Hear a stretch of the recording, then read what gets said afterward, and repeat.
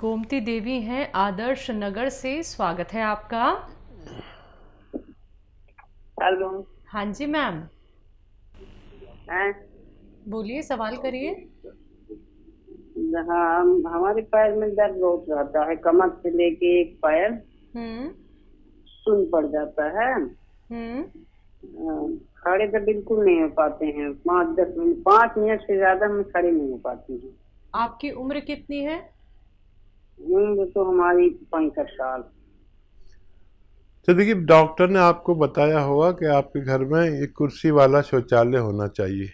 बताया क्या डॉक्टर ने? हेलो। हाँ। डॉक्टर ने बताया आपके घर में कुर्सी वाला बाथरूम होना चाहिए। नहीं, डॉक्टर तो नहीं बताया। हाँ, देखिए, डॉक्टर चाहते हैं कि आप हमेशा दवा खाते रहें। मैं चाहता हूँ आप हमेशा दवा न खाएं। ये कुर्सी वाला जो शौचालय है ये लगवा लीजिए। अगर है तो बहुत अच्छा है क्या आपके घर में? शायद कॉल कट गई, लेकिन आप मेरी बात तो सुन ही रहे होंगे। ऐसे रोगी के घर में एक कुर्सी वाला शौचालय ज़रूरी है, नहीं तो बहुत तकलीफ बढ़ती जाती है। ऐसा लगता है कि जान निकल जाएगी। डॉक्टर भी नहीं बताते कि क्या ज़रूरी है। तो आप झाड़ू पोंछा ना करें, मेहनत का काम ना करें। शौचालय आपका कुर्सी वाला होना चाहिए। और गोंद स्याह नाम का एक काला गोंद, जिसे आपको असली हासिल करना है। असली मिलना ज़रा मुश्किल है, नकली बहुत मिल रहा है बाज़ार में। असली गोंद स्याह ख़रीद लें और आधा ग्राम नाश्ते के बाद, आधा ग्राम रात को खाने के बाद पानी या कम चर्बी के दूध से लें। 5-7 दिन सब्र करें। 5-7 दिन के बाद फ़ायदा शुरू होगा, थोड़ा थोड़ा सा। कभी आप ये सोचें एकदम हो जाएगा। और इस दवा से भी ज़्यादा वेस्टर्न टॉयलेट यानी कुर्सी वाला शौचालय आपके लिए ज़रूरी है। अगर आपको 100 ग्राम भी असली मिल गया तो देखिए, ये 15-16 रुपये रोज़ का इलाज है। 1 ग्राम खाना है, आधा ग्राम सुबह, आधा ग्राम शाम। इसमें 15-16 रुपये खर्च होते हैं। असली लेना आपकी जिम्मेदारी है। तो आपको ये ख़त्म होने से पहले 100 ग्राम भी मिल गया, आपको रोग मुक्त होना मुमकिन है। लखनऊ से हैं अशोक गुप्ता जी, स्वागत है आपका। जी नमस्ते। नमस्कार मैम। नमस्ते, हकीम साहब को भी मेरा नमस्ते। जय हिंद, स्वागत है। हमने बहुत दिन से आपको फोन मिला रहे थे, आप मिला मेरा। जी। हाँ। बताइए। जी, मेरा सवाल ये है कि आप हमने आप हमने आपके यहाँ से सिरका मंगाया था। मेरा सवाल नोट कर लीजिए। बोलिए। जी, हमने मंगाया था आपके यहाँ से वो ये क्या कहते हैं, स्याह वाला गोंद। मेरी गांठों में दर्द है, तो हम 2 महीना से खा रहे हैं। हम खड़े नहीं हो पाते थे ज्यादा देर, तो हमको उसमें तो आराम मिल गया है। ठीक है।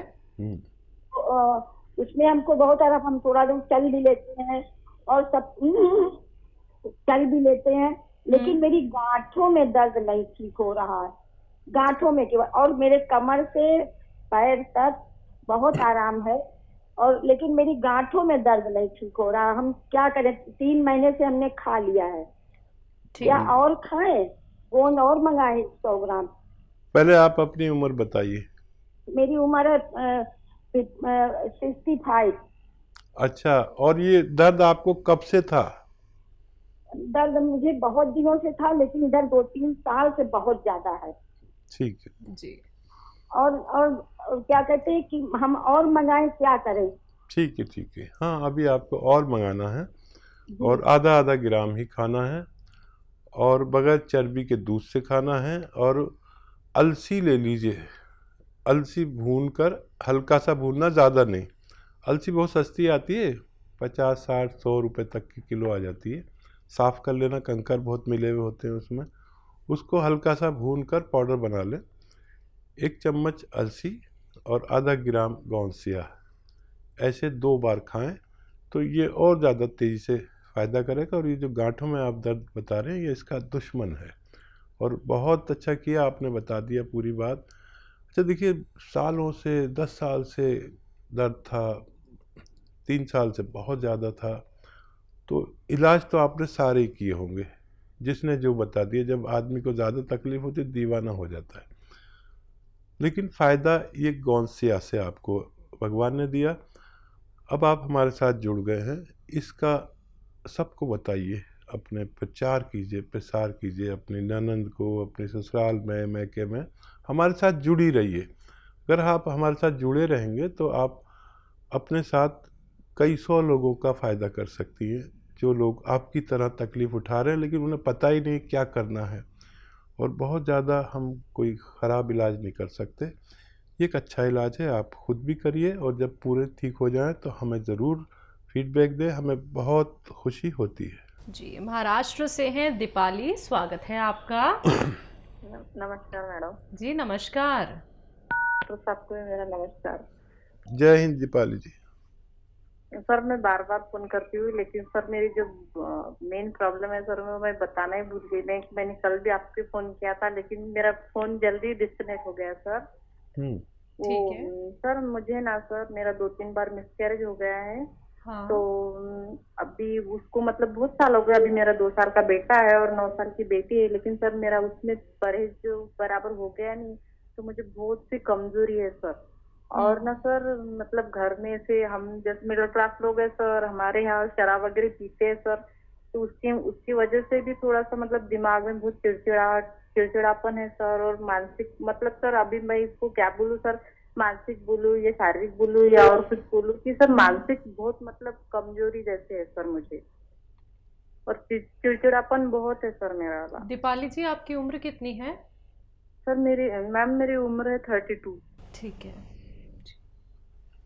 आप बहुत अच्छी बच्ची हैं और हर बात सोचती हैं, समझती हैं, और ये रिवायत ने बहुत लोगों के घर बर्बाद कर रखे हैं, शराब पीना, गुस्सा करना, और आप बर्दाश्त करें, भगवान सब अच्छा कर देगा।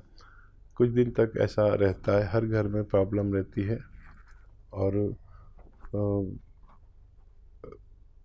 एक मैं आपको नुस्खा बताता हूँ। धनिया लें, धनिया 200 ग्राम, और मेथी 200 ग्राम, और अलसी 200 ग्राम। अलसी को हल्का सा भून लें, फिर इसका पाउडर बना लें तीनों चीज़ों का। ये एक पाउडर बन गया आपका 600 ग्राम, इसे रखा करिए अपने घर में। और एक आता है गोंद चिलगोज़ा, चिलगोज़े का गोंद, ये अलग से पाउडर करके रख लीजिए। और रोज़ाना ये जो मैंने 3 चीज़ों का पाउडर बनवाया है, ये 1 चम्मच और 1 चुटकी में जितना आपको चिलगोज़े का गोंद आ जाए, 1 चुटकी में इसमें मिलाकर आप रोज़ाना एक बार रात को सोते समय खा लिया करिए। तो इससे ये आपको बहुत ज़्यादा अंदरूनी मजबूती, ताकत और झुंझलाहट को भी कम करता है ये, और इस्टेब्लिश करता है दिमाग को। और अगर आप ये चाहते हैं कि आपको एक और औलाद हो जाए, तो ये आपको इसमें भी मदद कर सकता है। जी, अगले कॉलर हैं चंदा वर्मा जी, स्वागत है आपका। जी नमस्ते सर, नमस्कार। प्रणाम। आदाब। सर प्रणाम। प्रणाम। हाँ सर, हमको जो है पाइल्स है और करीब 15 साल हो गए हमको हुए, और उसमें मस्से हो गए हैं, और इस समय बहुत ज्यादा दिक्कत कर रहा है। इसके पहले हम अर्शोधनी वटी लेते थे तो उससे आराम मिला था, लेकिन अब आराम नहीं मिल रहा है, और मस्से इतने बड़े बड़े हो गए, बहुत खुजली हो रही है, दिक्कत हो रही है, पेट भी नहीं साफ होता। ठीक है। अच्छा देखिए, एक हाँ तो सर। वो अरंडी का तेल कहते हैं हम गांव वाले, तो अरंडी का तेल सब मेडिकल स्टोर पे मिलता है। कैस्टोल ऑयल भी कहते हैं इसे इंग्लिश में, कैस्टोल ऑयल, तो हर मेडिकल स्टोर पे मिलता है। 1 चम्मच या 2 चम्मच पीजिए, और गर्म पानी पीजिए इस पर, या खूब गरम गरम पानी या खूब गरम गरम चाय पीजिए। ये तो आज से ही शुरू कर दीजिए, ठीक है। और एक नुस्खा बना लीजिए, अगर आप थोड़ा लंबा इलाज करेंगे तो आपको फ़ायदा मुमकिन है। धनिया 100 ग्राम, धनिया धनिया, सौंफ, सौंठ, अजवाइन।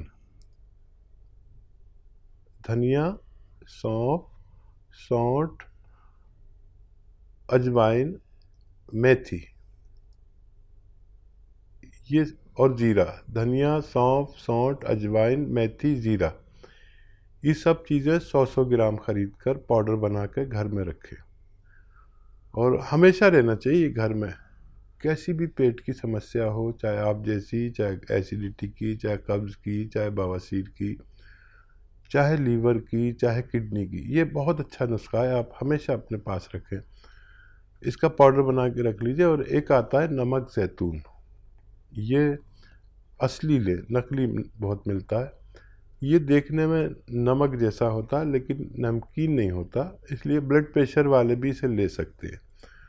तो ये जो आपने 6 चीज़ों का पाउडर बनाया है, ये 1 चम्मच लें और इसमें 1 चुटकी या 2 चुटकी नमक ज़ैतून मिलाकर आप दिन में 1 बार या 2 बार खाने से आधा या 1 घंटे पहले ले लिया करें। आपकी समस्याओं में फ़ायदा होना मुमकिन है। जी, अगले कॉलर हैं इंदौर से कर्नल वर्मा जी, स्वागत है आपका। नमस्कार। नमस्कार सर। आदाब। आदाब। आदाब भाई, वेलकम, स्वागतम कर्नल साहब। जो एक बात, तो मेरे सवाल तो सिर्फ 2 हैं।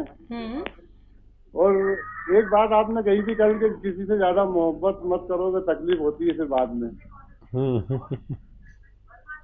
तो तकलीफ तो मेरा ये मानना है कि किसी बशर को हुई नहीं आज तक के जो तकलीफ, जैसे कि अपने हजरत बिलाल साहब को जो तकलीफ उठाई थी उन्होंने, जो आपको तो बेहतर जानते हैं मुझसे जी जी, कि उनके साथ में क्या हुआ था उस दौर में। सही बात तो है। आपने तारीख पढ़ रखी है, देखिए मैं बड़ा इम्प्रेस हूँ आपसे। जी जी, ये भी मोहब्बत की वजह से थी तकलीफ। मोहब्बत, यही तो बोल रही हूँ ना मैं। तो मैं ये जानना चाहता हूँ कि गोंद किया तो 2 चिटकी ले लेते हैं और उसके साथ में 1 चम्मच अलसी भी ले लेते हैं। और वो जो अश्वगंधा, सूरजमुखी, अलसी, कलौंजी, हल्दी, हाड़, उसको अगर इसमें कितनी मिलाई जाए? हाँ देखिए, वो दूसरा सवाल भी कर लीजिए। दूसरा सवाल तो ये है कि हर आदमी, वो जो आप बताते हैं ना, उन्नाव, अलसी, सफिस्तान और पीपले, तो जो शुगर वाले लेते हैं तो उसको शहद में मिला के सभी लोग ले सकते हैं क्या? तो उससे ज्यादा मुफीद हो सकता है, ये मेरा मानना है। आप बताएं बेहतर क्या है।